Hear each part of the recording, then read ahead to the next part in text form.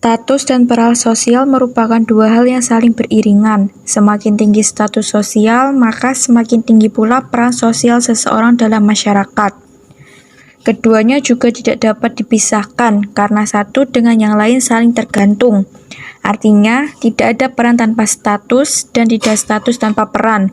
Peran menentukan apa yang diperbuatnya bagi masyarakat, serta kesempatan-kesempatan apa yang diberikan masyarakat kepadanya. Contoh, statusnya sebagai ketua RT dan perannya mengurus kerukunan dalam suatu desa. Menurut Narwoko, berdasarkan pelaksanaannya, peran dapat dibedakan menjadi dua.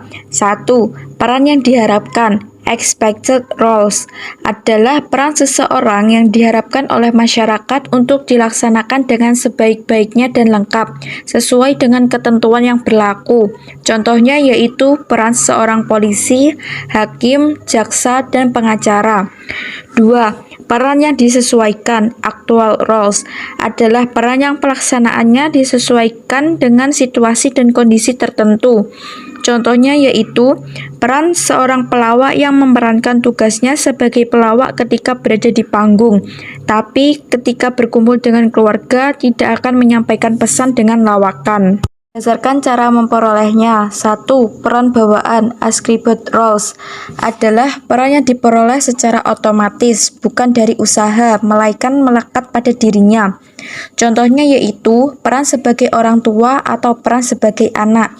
2. Peran pilihan, activate roles, adalah peran yang didapatkan seseorang yang diperoleh melalui suatu usaha, sehingga seseorang bebas menentukan peran sosial yang diinginkannya. Contohnya yaitu profesi dokter, guru, tentara, atau petani. Peran dapat membimbing seseorang dalam berperilaku karena fungsi peran yaitu 1. Memberi arah petunjuk pada proses sosialisasi. 2. Pewarisan tradisi, kepercayaan, nilai, norma, dan pengetahuan.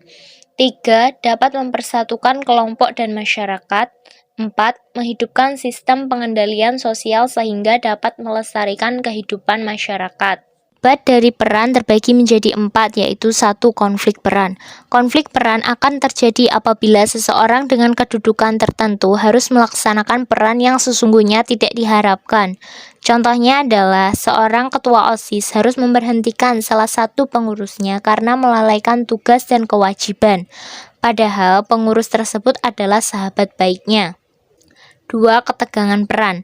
Ketegangan peran akan terjadi jika seseorang mengalami kesulitan melakukan peran karena adanya ketidaksesuaian antara kewajiban yang harus diembannya dan tujuan peran itu sendiri.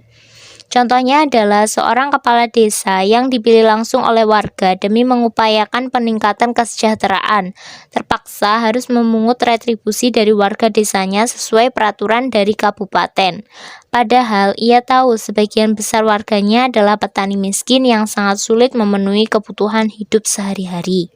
3. Kegagalan peran. Kegagalan peran akan terjadi apabila seseorang tidak sanggup menjalankan beberapa peran sekaligus karena terdapat tuntutan yang saling bertentangan.